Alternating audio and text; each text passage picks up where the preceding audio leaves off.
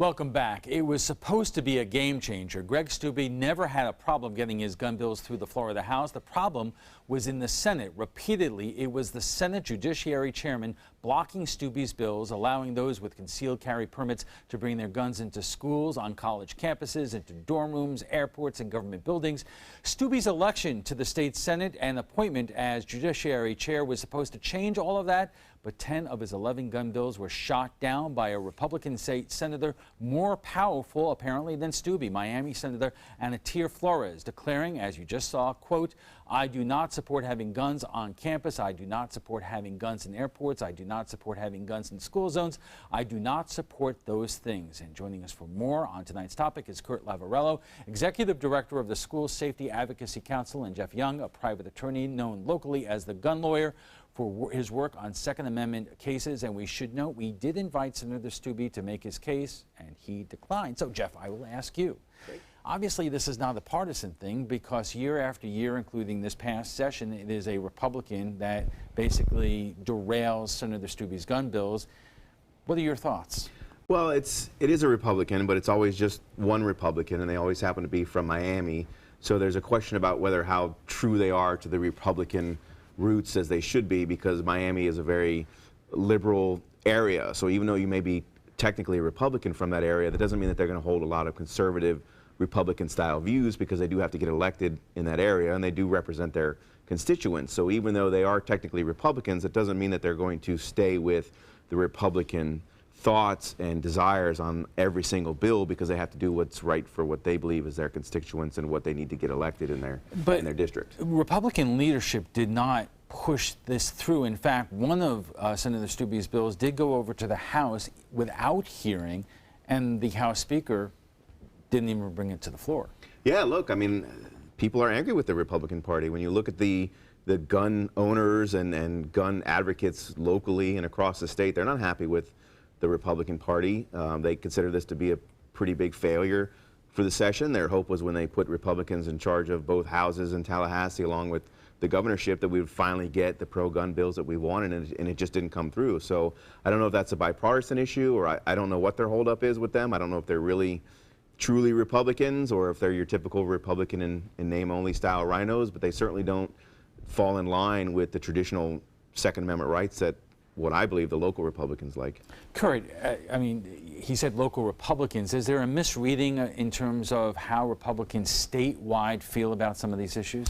Well, I think it goes back to even some of the previous bills that, you know, Greg Steube filed when he was in the House side of things. Here, he had his own local senator here in Sarasota opposing his gun bills. I think it'll always go back to the fact that Greg Steube's out of touch with what the people want.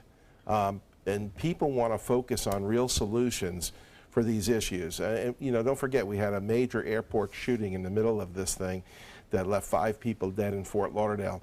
And the sheriff there, Sheriff Israel, came out very adamantly and said, had more guns been at that airport, it would have been absolutely chaotic at that time. So certainly that didn't help his cause. And law enforcement came out against a lot of the portions of these bills. So I don't think it was anything to necessarily do with a senator in Miami. Certainly she played a big part in this one being killed, but it goes beyond that. No, I would venture to say that Jeff would probably say that was a sheriff in Broward County, one of the most liberal parts of Florida, that said that. But still, Jeff, the local head of the Brady campaign to prevent gun violence is quoted as saying that he was pleased. We know a majority of people in the state do not support what Steube is doing on campus. The question for both of you is, what is that based on, and what is, you know, your comments that this is what people want based on? Because I have not seen really any recent statewide polling on all these different sub-issues and where the majority of Floridians, you know, are on the issue.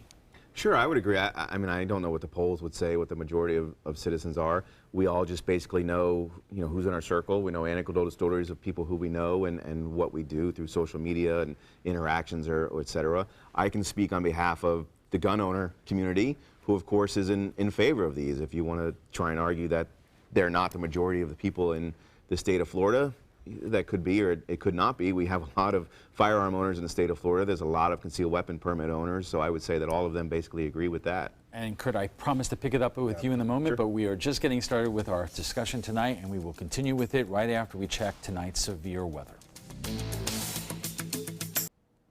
Welcome back. If you're just joining us, we are discussing why a number of pro-gun bills failed to make it through the committee in the state legislature for yet another year. And our guests tonight are Kurt Lavarello of the School Safety Advocacy Council and Jeff Young, known locally as the gun lawyer. So you have a whole bunch of bills from campus carry to the airport bill, the school bill, and this year, like other years, Kurt, it's really one vote. One Republican senator from Miami this year, the chair of the Senate Judiciary last year. That is the difference between making those bills, being able to get out of the committee or not. Are you concerned with such a small margin? Next year may be a totally different deal. Sure. I was concerned when Greg Steube became the chair of the committee. And so certainly, you know, having one vote advantage to this situation is not something to sit back and relax on. And you know, he's already said he's going to present the bills again next year. So it is going to be an argument and a fight next year as well. I think the thing that bothers me most about Greg Steube is over the years I've known him and I've known his bills that he's filed is he's not willing to listen to the other side. I mean, he's an individual that if you oppose his view, you're censored on Facebook, Twitter. He only wants the views that are supporting of what he wants to accomplish, and that's not conducive to good politicking. I mean, I've been friends with both sides of the aisle here, and we've had very sensible discussions on a number of these issues, but not with Greg Steube. Well, and we should remind our viewers that we did invite Greg Steube to be on this broadcast tonight, but he declined. And Jeff, you are not the representative of Greg Steube, but is that an issue that a lot of these bills are, they're controversial, whether it's guns in schools or open carry or in the airports, so forth, and that maybe the senator would get farther if he was more willing to negotiate and talk to people who do not share his position on all these issues. Sure, I mean, you could say that about a lot of politicians, obviously. Yeah, I don't speak personally for Mr. Steube. I don't know how his personality is up there or what he does with his Facebook social media. But I think there's a lot of politicians that have that. But I think the issue here is for him and for a lot of gun owners is these are core principles. There is no movement on these. If you believe in the Constitution and you believe in the Second Amendment and you believe somebody should be allowed to, let's say, open carry, I don't know what conversation you can have with the other side that's going to change that. I don't know where the negotiation is there. If they're against schools like you heard the senator from Miami say, no guns in schools, I'm against this, I'm against this, I'm against this, and she went through her litany of lists. So if you got Greg Steube on one side that's for it, and somebody like her who's against it, I don't know how they have a conversation or have any sort of middle ground. I think what you have to do at that point is put it up to a vote. What I don't like about the system is that one senator can just stop it like that. So essentially she's saying the people in her district are more important than every other district because she's not even going to allow it to come to the floor for a vote. That's a problem with the Senate rules, not necessarily what the items inside the bill are about. Right, but the leadership in the legislature indicated that there was really no appetite for a lot of these bills, and perhaps that may be indicative that even if it got past this committee, that leadership would not have brought it up. The question, Kurt, is so often I hear people who are concerned about gun violence say, we're not suggesting guns be taken away from people. We're just asking for reasonable measures to make it harder for people who should not have weapons to get them. But if both sides are so far apart in terms of their ability to actually talk to each other, what chance is there for people who have concerns about gun safety and people who have concerns about gun rights? Sure.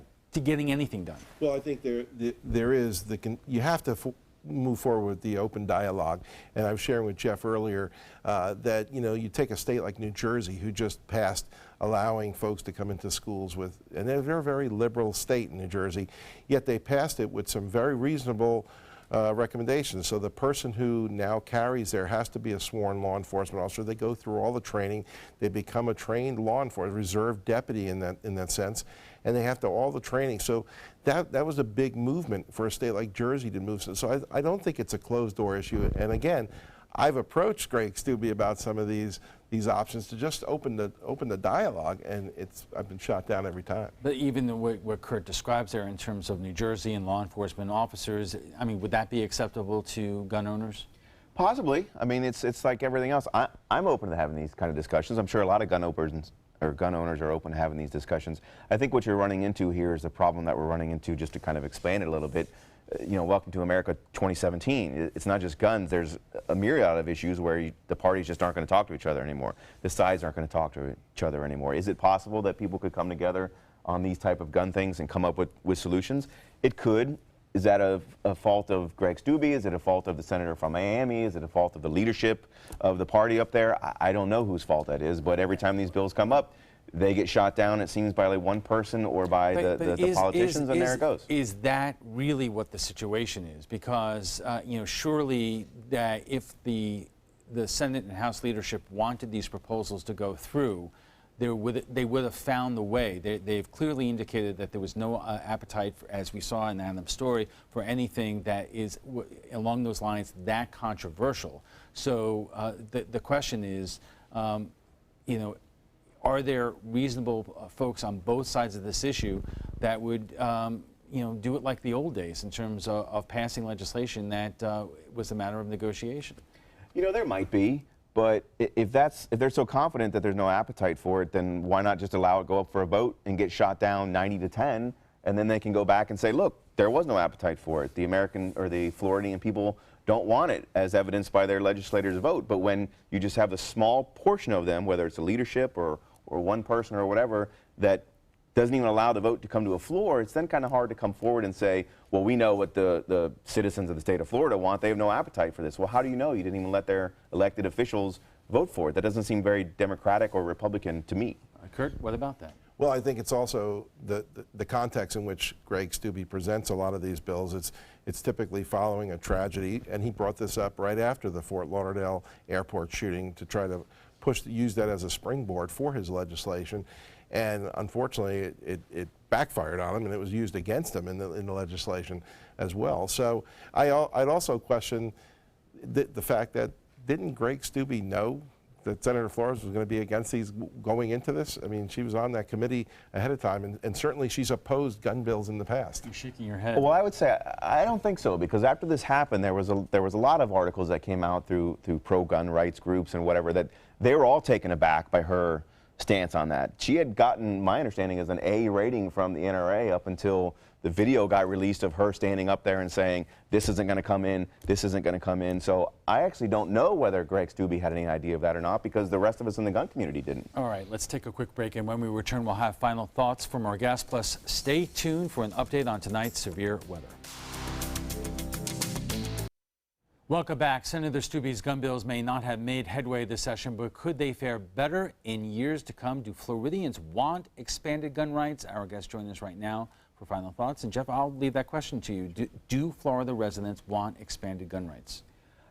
I think it's like anything else. I think some residents do and some residents don't. I mean, this topic, more than any other, probably has a large group of people on opposite sides.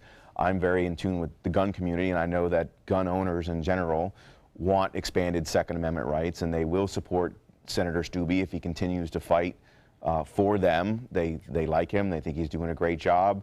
I know that we want it, and we hope it goes through in the future, and we'll keep pushing it, and we'll keep voting for people who are going to be on our side. Kurt, Gabriel Hammond in Adam's story said that in the end this is going to bite Senator Stubbe, but realistically, do you think that's going to happen? No, I don't think it's going to be as big as a bite as they're making it out to be. I think he's still going to be there. He's still going to present these issues. You know, at the end of the day, I served as a law enforcement officer for 25 years. I think what people want out there are sensible issues. I know our law enforcement community certainly does. We want sensible issues, not an issue where we're recreating the OK Corral and the Wild Wild West. That's not what we want. I don't think people want that. So what do? Do you keep fighting Senator Stubbe every sense of the way and bringing issue by issue up, or what's the strategy?